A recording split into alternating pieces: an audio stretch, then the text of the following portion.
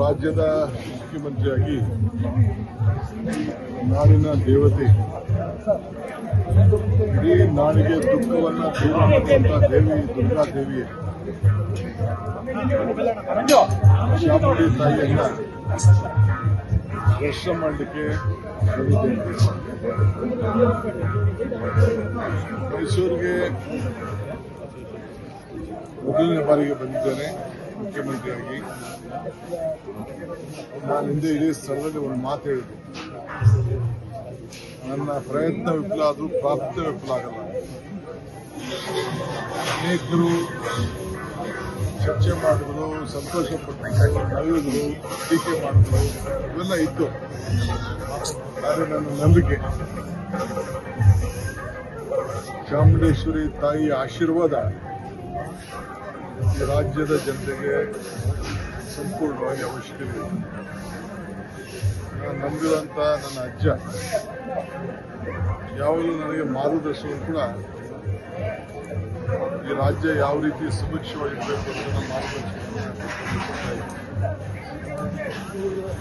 ಧರ್ಮ ಕಾಪಾಡಬೇಕಾದ್ದು ನಮ್ಮೆಲ್ಲರ ಕರ್ತವ್ಯ. ಯಾವುದೇ ಧರ್ಮ ಇರಲಿ, ಅವರವರ ನಂಬಿಕೆ, ಅವರ ಆಚಾರ, ಅವರ ವಿಚಾರ. ನಾಡಿನಲ್ಲಿ ಒಂದು ಸರ್ಕಾರ ಎಲ್ಲ ಧರ್ಮಗಳು ಕೂಡ ಸಮಾನತೆಯಿಂದ ನೋಡಬೇಕಾದ್ದು ನಮ್ಮೆಲ್ಲರ ಜವಾಬ್ದಾರಿ. ಆ ನಿಟ್ಟಿನಲ್ಲಿ ಎಲ್ಲರೂ ಕೂಡ ಸಮಾನತೆಯಿಂದ, ಕುವೆಂಪುರವರು ಹೇಳಿದಂಗೆ ಈ ರಾಜ್ಯದಲ್ಲಿ ಯಾವಾಗಲೂ ಕೂಡ ಶಾಂತಿಯ ತೋಟ ನೆಲೆಸಬೇಕು ಅನ್ನೋದು ನಮ್ಮ ಮೊದಲನೆಯ ಕರ್ತವ್ಯ. ಇವತ್ತು ನಾನು ಬಂದು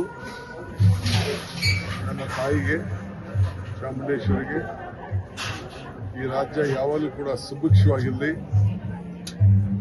ಮಳೆ, ರೈತರ ಬದುಕು, ವರ್ತಕರ ವ್ಯಾಪಾರ, ಪುಟಾಣಿ ಮಕ್ಕಳ ವಿದ್ಯಾಭ್ಯಾಸ ಮತ್ತು ಎಲ್ಲರೂ ಕೂಡ ಸಮಾಜ ಸೇವೆ ಮಾಡುವಂಥ ಎಲ್ಲ ಹಿರಿಯ ನಾಯಕರುಗಳಿಗೆ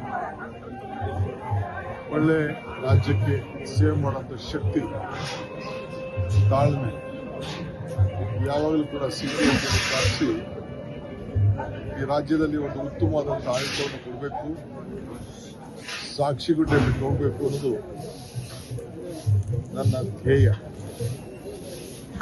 ಎಲ್ಲರೂ ಕೂಡ ಸಮಾನತೆಯಿಂದ ತೆಗೆದುಕೊಂಡು ಹೋಗಬೇಕಾದ್ದು ನನ್ನ ಧರ್ಮ. ಸೊ ಧರ್ಮವನ್ನು ಎಲ್ಲ ಜನರ ಹಿತಕ್ಕೋಸ್ಕರ ಕಾಪಾಡಿಕೊಂಡು ಆ ತಾಯಿ ನಮ್ಮೆಲ್ಲ ಕಷ್ಟಗಳಿಗೆ, ದುಃಖಗಳಿಗೆ ದೂರ ಮಾಡಿ ಸುಭಿಕ್ಷವನ್ನು ಕೊಟ್ಟು ಆಶೀರ್ವಾದವನ್ನು ಮಾಡಿ ನಮ್ಮೆಲ್ಲರನ್ನ ಕಾಪಾಡಲಿ ಅಂತ ಹೇಳಿ ಆ ನಾಡಿನ ದೇವತೆ ಚಾಮುಂಡೇಶ್ವರಿ ಕಬಿನಿ ತುಂಬಿದೆ ಸರ್. ಇವತ್ತು ಹರಿಸಬೇಕು ಅಂತ ಮೌಖಿಕ ಸೂಚನೆ ಕೂಡ ಆಗಿದೆ. ಕಬಿನಿ ತುಂಬಿರೋದೊಂದು ಸಂತಸದ ವಿಚಾರ. ನೀರನ್ನ ನಾವು ಇಟ್ಕೊಳಕ್ ಆಗುದಿಲ್ವಲ್ಲ, ಅದನ್ನೇ ಕೇಳ್ತಾ ಇದ್ದೀವಿ. ಆ ತಾಯಿಯ ಆಶೀರ್ವಾದ ಗಂಗೆ, ಕಾವೇರಿ. ಇವತ್ತು ನಾವೆಲ್ಲ ಕೂಡ ನಮ್ಮ ಸಂಕಟಗಳು ದೂರ ಆಗಲಿ ಅಂತ ಒಂದು ಮಾತಿನಲ್ಲಿ ಹೇಳಿದ್ದೇನೆ.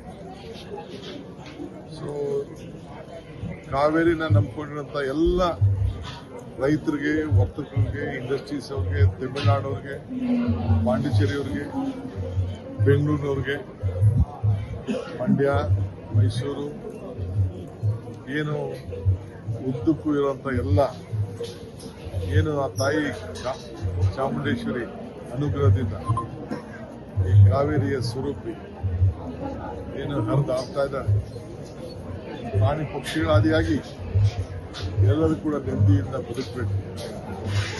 ಇದೇ ನಮ್ಮೆಲ್ಲರ ಸಂಕಲ್ಪ ಕೂಡ ಇದೆ. ಸೊ ಅದರಿಂದ ಒಂದು ಉತ್ತಮವಾದಂಥ ಒಂದು ವಾತಾವರಣ ಈ ರಾಜ್ಯದಲ್ಲಿ ನೆಲೆದಿದೆ. ಗಂಗೆ ಹರಿತಾ ಇದ್ದಾಳೆ, ಕಾವೇರಿ ತುಂಬ್ತಾ ಇದೆ. ಆ ದೇವಿಗೆ ನನ್ನ ನಮನ.